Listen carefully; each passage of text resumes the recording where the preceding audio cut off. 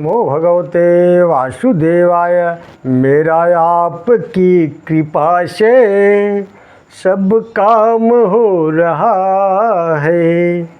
मेरा आपकी कृपा से सब काम हो रहा है। करते हो तुम कन्हैया मेरा नाम हो रहा है। मेरा आपकी कृपा से सब काम हो रहा है। कर मेरा आपकी कृपा से सब काम हो रहा है। पतवार के बिना ही मेरी नाव चल रही है। पतवार के बिना ही मेरी नाव चल रही है। हैरान है जमाना, हैरान है जमाना, मंजिल भी मिल रही है। करता नहीं मैं कुछ भी, सब काम हो रहा है। मेरा आपकी कृपा से सब काम हो रहा है। करते हो तुम कन्हैया मेरा नाम हो रहा है।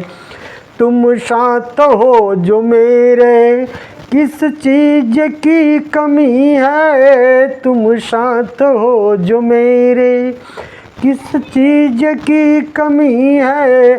किसी और चीज़ की अब दरकार भी नहीं है।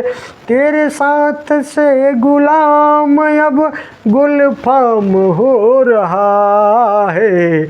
मेरा आपकी कृपा से सब काम हो रहा है। मेरा आपकी कृपा से सब काम हो रहा है। मैं तो नहीं हूँ काबिल तेरा पार कैसे पाऊँ। टूटी हुई वाणी से गुणगान कैसे गाऊं। तेरी प्रेरणा से ही सब कमाल हो रहा है। मेरा आपकी कृपा से सब काम हो रहा है। करते हो तुम कन्हैया मेरा नाम हो रहा है। तूफान आँधियों में तुमने मुझे थमाया। तूफान आँधियों में तुमने मुझको थामा। तुम कृष्ण बन के आए मैं जब बना सुदामा।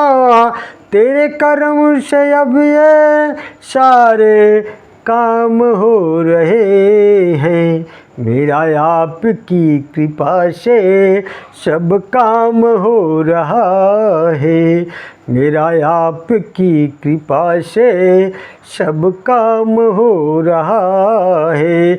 जीवन की उलझनों में मैंने जब तुम्हें पुकारा। जीवन की उलझनों में मैंने तुमको जब भी पुकारा। तुम शक्ति बन के आए तब टूट गई बाधा। हरि राधे शरण से जीवन आसान हो रहा है। मेरा आपकी कृपा से सब काम हो रहा है। करते हो तुम कन्हैया मेरा नाम हो रहा है। मेरा आपकी कृपा से सब काम हो रहा है। ओम नमो भगवते वासुदेवाय। सज्जनों, आप देख रहे हैं हमारे अनंत पत्र न्यूज़ चैनल पर श्री वराह महापुराण की कथा।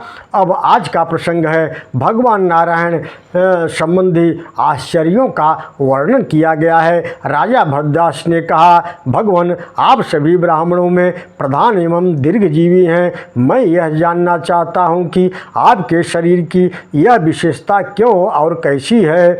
महानुभाव, आप मुझे यह बतलाने की कृपा करें। अगस्त जी बोले, हे हे राजन, मेरा यह शरीर अनेक अद्भुत कौतूहलों का भंडार है। बहुत कल्प बीत चुके, किंतु अभी यह यूं ही पड़ा है। वेद और विद्या से इसका भली भांति संस्कार हुआ है। हे राजन, एक समय की बात है, मैं संपूर्ण भूमंडल पर घूम रहा था।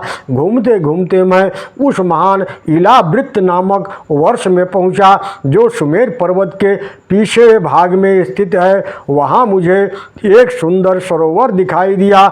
उसके तट पर एक विशाल आश्रम था। उस आश्रम में मुझे एक तपस्वी दिखे, जिनका शरीर उपवास करने के कारण शिथिल पड़ गया था। शरीर में केवल हड्डियां ही शेष बची थी।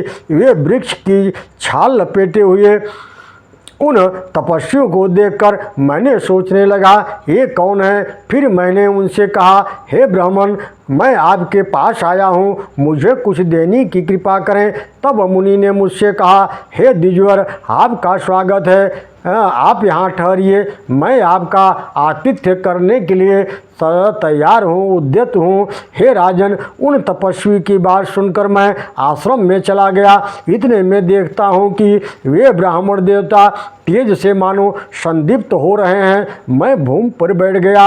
अब उनके मुख से हुंकार की ध्वनि निकलने लगी, जिससे पाताल का भेदन कर 5 कन्याएं निकल आई। उनमें से एक के हाथ में सुवर्ण का पृष्ठासन पीढ़ा था। उसने बैठने के लिए वह आसन मुझे दे दिया। दूसरे के हाथ में जल था, वह उससे मेरे दोनों पैरों को धोने लगी। 2 कन्याएं हाथ में पंखे लेकर मेरे दोनों ओर खड़ी होकर हवा करने लगी। इसके पश्चात महान तपस्वी ने फिर हुंकार किया। इस शब्द के होते ही तुरंत एक नौका सामने आ गई, जिसका विस्तार 1 योजन का था। सरोवर में उस नाव को एक कन्या चला रही थी। वह उसे लेकर आ गई। उस नाव में सैकड़ों सुंदर कन्याएं थीं। सबके हाथ में सोने के कलश थे। वे कन्याएं आ गई। यह देखकर उन तपस्वी ने मुझसे कहा, यह सारी व्यवस्था आपके स्नान के लिए की गई है। हे महाशय, आप इस नाव पर विराजमान होकर स्नान करें। भगवते वासुदेवाय। फिर उन तपस्वी के कथनानुसार ज्यों ही मैंने नाव में बैठा कि इतने में ही वह नौका सरोवर में डूब गई। उस नाव के साथ मैं भी जल में डूब गया। तब तक सुमेर गिर के शिखर पर वे तपस्वी और उनका दिव्य पुर मुझे अपने आप दिखलाई पड़ने लगा। 7 समुद्र, पर्वत समूह तथा 7 द्वीपों से युक्त यह पृथ्वी भी वहाँ दृष्टिगोचर होने लगी। उत्तम व्रत का पालन करने वाले हे राजन, आज भी जब मैं यहाँ बैठा हूँ तो वह उत्तम लोक मुझे स्मरण हो रहा है। मेरे मन में इस प्रकार की चिंता हो रही है कि कब मैं उस उत्तम लोक में पहुंच जाऊं। राजन, ऐसा परब्रह्म परमात्मा का ही कौतूहल और कौतुक है जो मैंने तुम्हें सुना दिया। यही मेरे शरीर की कौतुक है जो मैंने तुम्हें सुना दिया। यही मेरे शरीर की घटना है। ओम नमो भगवते वासुदेवाय।